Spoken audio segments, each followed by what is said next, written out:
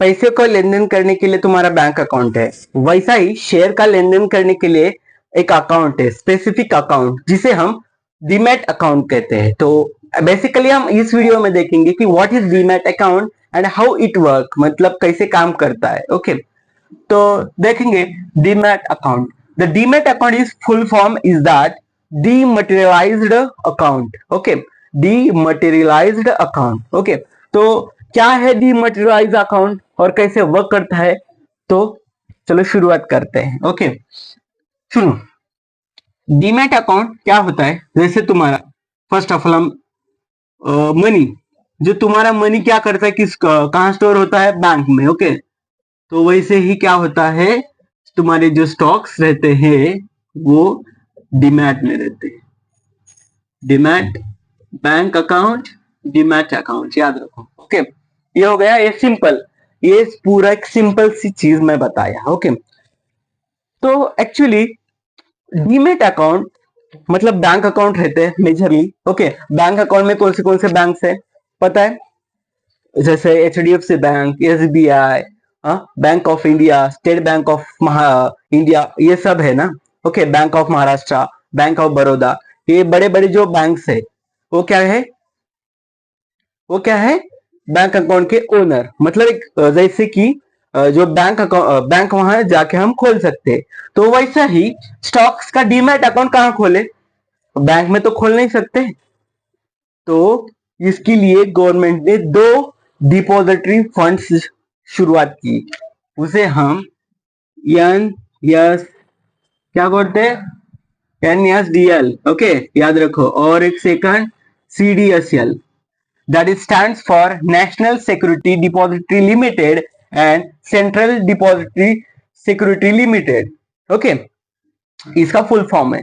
ये जो फर्स्ट और ये जो सेकंड है वो क्या है, जैसे HDFC और SBI जैसे बैंक्स है, तो वैसा एक बैंक मतलब डिपॉजिटरी फंड्स है जो कि डील करते हैं स्टॉक्स के लिए, डीमैट अकाउंट के लिए। याद रखो क्या है, सिंपल सी बात, दो बार बार दोहरा रहा हूं, मनी कहाँ स्टोर होता है, बैंक अकाउंट में, वैसे स्टॉक स्टोर होता है डीमैट अकाउंट में, जैसे कि हम इस टॉपिक में देखने जा रहे हैं। डीमैट अकाउंट में जैसे कौन से मेजर डिपॉजिटरी फंड्स है, NSDL, CDSL। ओके, तो इनके अंडर डीमैट अकाउंट को हम ओपन कर सकते हैं। या ये हो गई पहली बात, what is demat account. Okay, तो एक्चुअली हम देखेंगे कि वो कैसे वर्क करता है सिंपल तरीके से। जैसे उसके वर्क करने के लिए हम ऐसे कुछ स्टेप बाय स्टेप्स का काम करेंगे जिसे हम आसानी से समझ सके। ओके, तो देखो, फर्स्ट ऑफ ऑल ये हम रब करेंगे। ओके, याद रखो, फर्स्ट क्या है, फर्स्ट तुम क्या करते हो, अच्छा सा ब्रोकर जैसे कि जीरोधा, एंजल वन, ग्रो, धन, जो भी है, मोतीलाल, जो भी ब्ला ब्ला, तुम्हें जो अच्छा लगे। ओके, तो मैं ऐसा नहीं बता रहा कि ये यूज करो, तुम्हें जो अच्छा लगे वो क्या करते हो, ब्रोकर ऐप खोलते हो। ओके, उसके बाद उसमें क्या करते हो, डीमैट अकाउंट खोलते हो, ओपनिंग, ओपन डीमैट। इसके बाद सेकंड, डीमैट अकाउंट खोलने के बाद तुम क्या करते हो, शेयर्स बाय करते हो। याद रखो वर्क कैसे करता है वो बता रहा हूं मैं। ओके, शेयर्स बाइंग करना, बाय करने के बाद थर्ड स्टेप आता है share execute. If your share is execute, your buying is execute, तो क्या होता है, तो डायरेक्ट क्या करती है, जो NSDL, CDSL जो है, ये दो, वो क्या करते हैं, क्रेडिट करते हैं, क्या, स्टॉक्स, क्या करते हैं, क्रेडिट करते हैं, क्रेडिट स्टॉक्स इन किस में अपने डीमैट अकाउंट में क्रेडिट करते हैं। स्टॉक्स किस फॉर्म में करते हैं तुम्हें पता है, उसको हम इलेक्ट्रॉनिकल फॉर्म भी कर सकते हैं। ओके, उसको हम इलेक्ट्रॉनिक फॉर्म भी कह सकते हैं। ओके, कौन सा फॉर्म, इलेक्ट्रॉनिक फॉर्म के रूप में क्या करते हैं, डीमैट अकाउंट में क्या करते हैं, क्रेडिट करते हैं स्टॉक्स को। ये हो गया थर्ड स्टेप। फोर्थ स्टेप क्या होता है, याद रखो, अगर ये हम बाय करें, बाय, ओके, बाय करने के बाद हमें सेल भी करना चाहिए ना, सेम भी सेल भी करते हैं क्योंकि प्रॉफिट तो लेना है ना। ऐसा कुछ मतलब कुछ हद तक, कुछ लॉन्ग टर्म तक तुम शेयर्स को बाय नहीं रख सकते। अगर तो बाय के बाद दूसरा स्टेप क्या आता है, वो सेलिंग का आता है। ओके, अगर तुम सेल स्टॉक करते हो, ओके, सेल करते हो स्टॉक, तो क्या होता है, सुनो, एग्जीक्यूट होता है। सेल स्टॉक एग्जीक्यूट होने के बाद क्या होता है, डेबिट होता है। डेबिट स्टॉक कहां होता है, याद रखो, कहां से होता है, डीमेट अकाउंट से। डेबिट क्या होता है, डीमेट अकाउंट से डेबिट होता है। उसके बाद उसके नीचे उसके बाद क्या होता है, डी सॉरी यहां से डीमेट अकाउंट से तुम्हारे क्रेडिट होता है। क्या होता है, मनी।